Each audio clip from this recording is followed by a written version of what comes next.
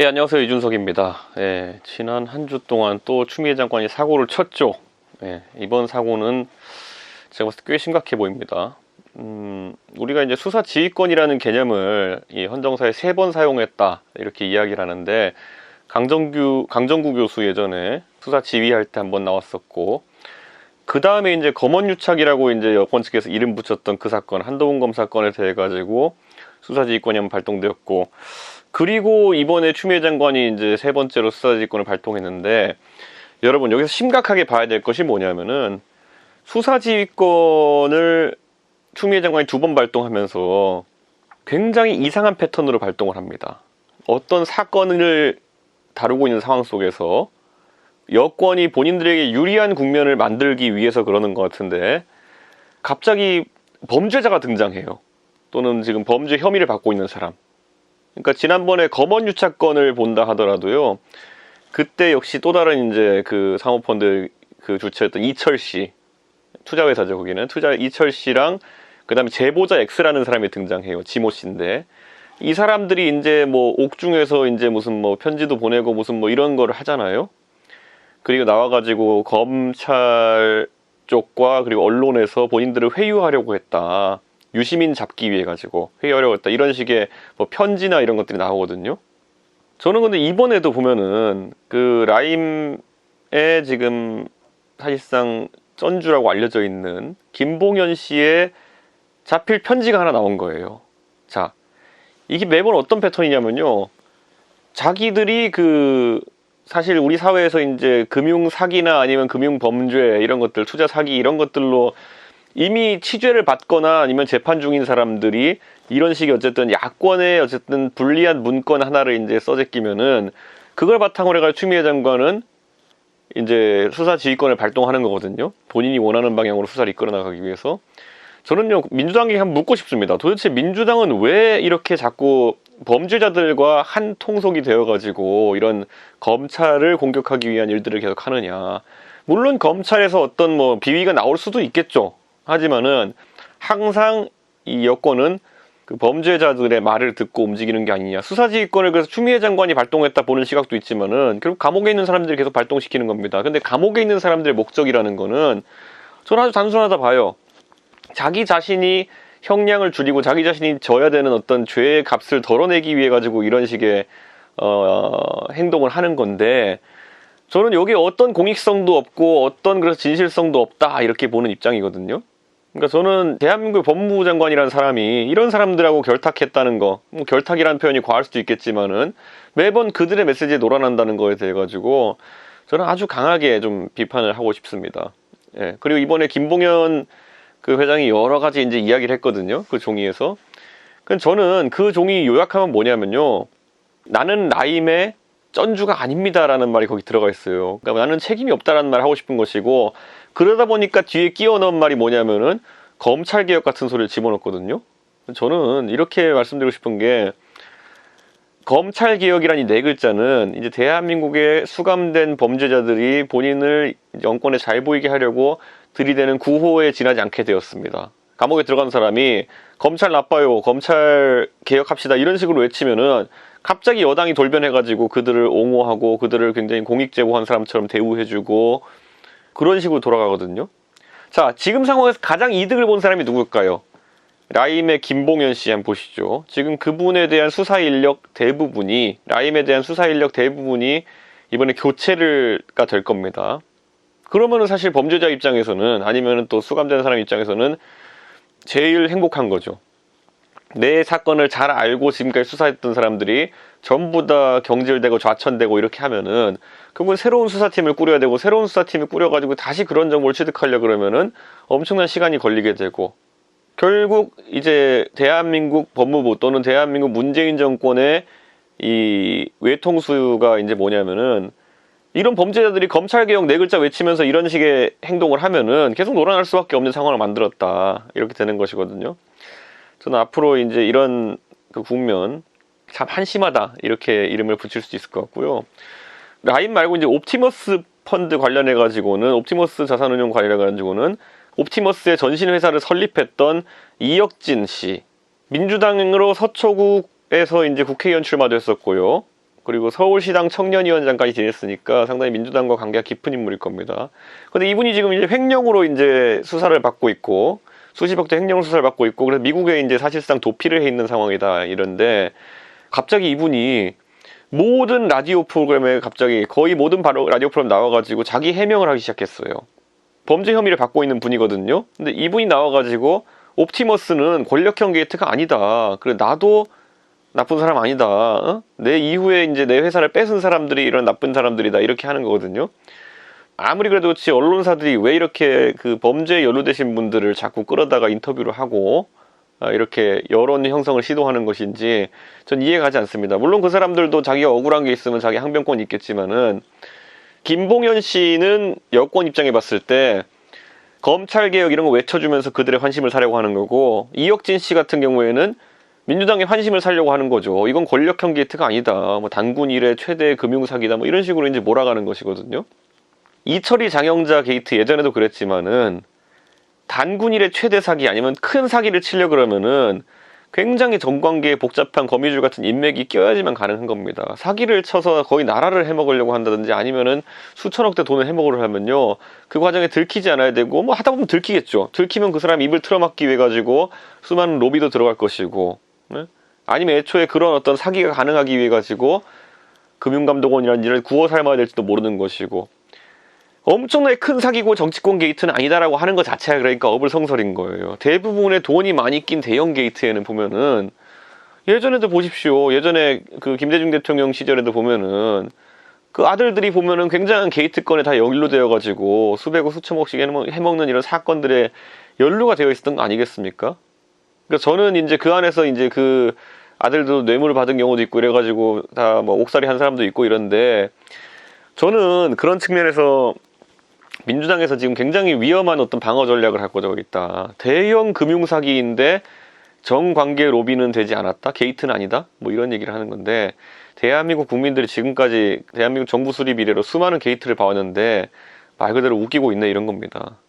그럼 옵티머스 건에 대해 가지고 우리가 한번 살펴봐야 될 게 뭐냐면요, 저는 이제 라임 건 같은 경우에는 이게 정관계 로비가 문제가 되는 건이고, 옵티머스는 진짜 대형 사기극을 어떻게 준비했느냐 이 문제인데, 자, 최순실 때 저희가 봤을 때 이런 게 있었어요. 처음에는 말 3마리를 삼성이 최순실이라는 그 사람의 어쨌든 딸에게 지원하는 게 무슨 정권 게이트냐, 왜 이게 정권 게이트가 되는 것이냐 때문에 많은 사람들이 궁금해했지만은, 결국에는 캐고 캐다 하다 보면은 그런 어떤 조각들이 맞춰져가지고 시나리오가 나오는 것이거든요. 박근혜 대통령이 이제 결국에는 기소돼가지고 재판받은 혐의가 뭐냐면요, 박근혜 대통령 경제공동체 관계에 있는 최순실이라는 사람이 호가호위하면서 결국에는 박근혜 대통령을 위하여 퇴임 후 자금으로 쓰려고 K스포츠재단과 미르라는 곳에다가 대기업 옆구리 찔러가지고 돈을 집어넣게 하고 그 돈을 탈취하려고 했다. 거기에 있어서 대기업들은 자기 자신의 편의를 봐줄 것들을 어쨌든 정권에 어쨌든 좀 제시했다. 이런 취지로 이제 그 큰 시나리오가 엮이는 거거든요. 이게 뭐 재판 중이고 이렇기 때문에 저는 이게 뭐 그 말이 되는 시나리오인지는 여러분 개개인의 판단이 있겠지만은, 그래서 어쨌든 대통령이 탄핵이 됐어요. 예. 처음에는 말 3마리를 왜 도대체 삼성이 정유라라는 승마 선수에게 지원했느냐부터 시작된 거거든요. 근데 그 안에 보면 뭐 CF 감독도 나오고 무슨 뭐 별의별 사람 다 나오고 이러면서 뭐 가방 파는 사람도 나오고 이러면서 결국 사건이 커진 건데, 자, 그럼 옵티머스도 이렇게 한번 보자고요.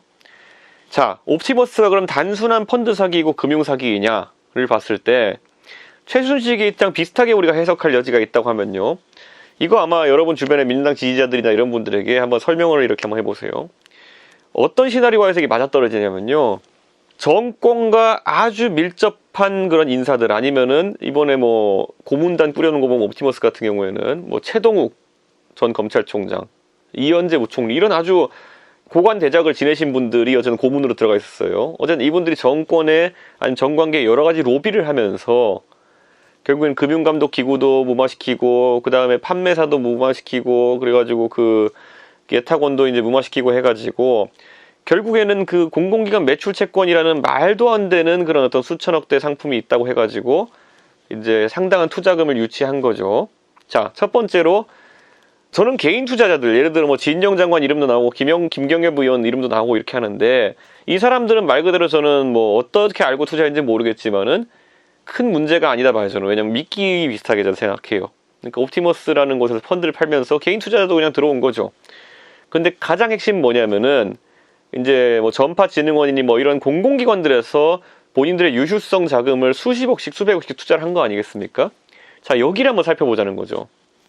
우리가 보통 거기 투자된 자금들을 보면은 어떤 공공기관의 유휴자금이라고 하는데, 제가 만약 공공기관 사람이라고 했을 때 우리 뭐 노동조합에서 무슨 예를 들어 한 30억 정도 나중에 노조 복지를 위해 가지고 갖고 있는 돈이 있다. 근데 이거를 내가 지금 옵티머스 수익률 3% 받으려고 굳이 옵티머스에 투자해야 될 이유가 있느냐. 예를 들어 내가 30억이 있는데 3%면은 뭐 9천이고 그 세금 때문에 또 얼마 안 하고, 예? 그게 아니라 은행에 예를 들어 예적금 넣으면 2%다 이러면은, 예? 그것도 한 6천만 원이고 세금 때문에 얼마 안, 그러니까 그랬을 때 내가 과연 그 기금을 운영해야 되는 사람 입장에서 우리 노동조합에 예를 들어 3천만 원 정도 더 이득이 생기는 방법, 하지만 사모펀드라는 굉장히 리스크가 있는 방법으로 이걸 투자할 이유가 있겠느냐. 저 같으면 안 해요. 그렇게 나한테 그 3천만 원 뭐 더 벌어가지고 그중에 30만 원도 떨어지는 게 아니라면은 저 같으면 안 해요. 그게 공공기관에서 투자하는 사람들의 본질일 텐데 그렇게 했단 말이에요. 자, 그럼 그렇게 하는 선택을 하도록 정권에서 뭐 굉장히 이번에 청와대 행정관 같은 경우에도 그 이모 행정관 같은 경우에도 그 해당 투자하는 회사들의 예전에 이사로 있었다는 얘기가 있지만은 그렇게 어쨌든 투자를 하게 만들어요. 자, 그래 투자해가지고 공공기관 돈 모아가지고 수천억이 된 거예요. 그 안에. 그 수천억 중에서 이제 애초에 도망갈 생각이 있으니까 그 말했던 공공기관 매출채권에 투자를 안 하고 사실상 돈 빼돌리는 회사들, 페이퍼 컴퍼니들의 돈을 집어넣은 거죠. 그 다음에 도망을 가는 거예요. 자, 그럼 이 안에서 어떻게 할 수 있냐면은 결국에 만약에 이 시나리오를 다 이해하면은 누군가가 만약에 주인 없는 공공기관 돈을 투자받아가지고 홀라당 들고 튀어가지고 자기 정치자금을 만들 생각이라든지 아니면 해먹을 생각이 있었다 그러면은 그러면 이 시나리오가 맞아 떨어지는 거예요. 옵티머스 펀드라는 이런 상품을 설계하고 그런 투자를 유치한 게 맞아 들어가는 거예요. 그렇기 때문에 저는 이 게이트로 이해한 데 있어가지고 많은 분들이 이걸 아셔야 된다. 자, 수천억 원짜리 펀드를 설정해가지고 그게 사실은 존재하지 않는 그런 상품이고 거의 페이퍼 컴퍼니가 돈을 집어넣도록 만들어가지고 그 돈을 이제 빼돌린 다음에 세탁해서 빼돌린 다음에 나중에 이제 이 옵티머스 펀드 건에 관련해가지고 자기가 법적으로 뒤집어 쓰고 갈 시나리오가 완성돼 있다 그러면은 저는 이거는 수천억 돈을 해먹는 아주 효율적인 방법이라는 거죠. 그러니까 저는 이번에 분명히 정권의 핵심에서 이런 것들을 설계하고 움직였던 사람들이 있을 것이다. 저는 이렇게 보는 것이고 그걸 알아보기 위해서 특검을 하자 이렇게 얘기하고 있는 것이거든요.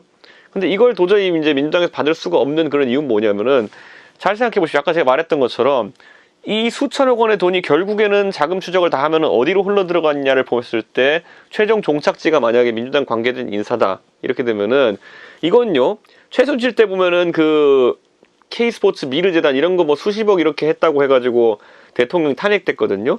근데 공공기관 돈 수백억 수천억을 탈취해가지고 만약에 본인들의 주머니에 인마이 포켓 하려고 했다는 사실이 드러나게 되잖아요. 이건 탄핵이 아니라 전원 진짜 이거는 민주당 당 해체해야 될 사안이에요. 만약 민주당 인사가 여기에 연루되었다고 한다면은. 그렇기 때문에 저는 민주당 입장에서 이 수사를 진행하는 데 있어서 상당히 좀 부담을 느낄 것이다 이렇게 지금 생각하고 있습니다. 그리고 옵티머스 건이 더 커요. 이래서 제가 봤을 때는 그 범죄 기도나 이런 거 봤을 때. 그런데 옵티머스를 결국엔 수사를 하지 못하기 위해 가지고 라임에서 이제 저는 많은 국민들의 이목을 끌기 위해 가지고 김봉현 회장이라는 사람이 자필 편지 같은 거 흔들고 있다 저는 이렇게 생각하는데 저는 이럴 때 많은 국민들이 굉장히 어려운 사안이고 복잡한 사안일 수도 있겠지만은 옵티머스 건에 대해서 이제 라임 건과 별개로 상당한 관심을 가지고 계속 집요하게 좀 파들어가야 되는 것이 아닌가 저는 이런 생각을 합니다. 하여튼 아까 제가 말씀드렸던 것처럼요 추미애 장관 법무부 장관이 이제 뭐 막바지에 온 것 같습니다. 저렇게 무리술도 가면서 이제 범죄자들이 하는 그런 어떤 편지나 이런 거에 놀아나가지고 지휘권 발동하고 있는데 지난번에 첫 번째 지휘권 발동했을 때 어땠습니까? 뭐 검언유착이니 뭐 이런 소리하고 뭐 명을 거역하고 이런 것도 그전에 나오고 했지만은 결국에는 추미애 장관이 헛발질한 거거든요. 자, 이번에도 만약에 두 번째 이 수사지휘권 발동 윤석열 총장을 정조준하고 있는데 윤석열 총장이 문제가 되려면요 검사 비위 관련해가지고 윤석열 총장이 직보 받은 게 있느냐 없다고 이제 거의 확인돼가고 있는 분위기거든요. 아니 검사가 예를 들어 직보하지 않았는데 윤석열 총장이 알고 무마시키진 않았을 거 아니에요. 그러니까 이거 윤석열 총장한테 어떻게 적용시키려는지 궁금하고 그다음 두 번째로는 야권 인사에 대한 수사도 그럼 지시했냐 했다고 나오잖아요.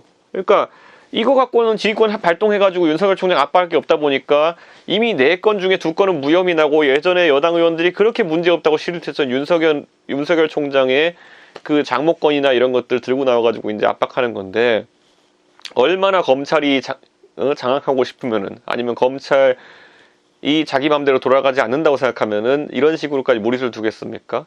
추미애 장관 나중에 이 대가를 정권이 교체되면은 아주 크게 치를 것이고, 저는 그때까지 우리 또 생생정치 시청자분들 꼭 잊지 마시고, 지금 어떤 일들이 있었는지를 다 기억해 두셨으면 좋겠습니다.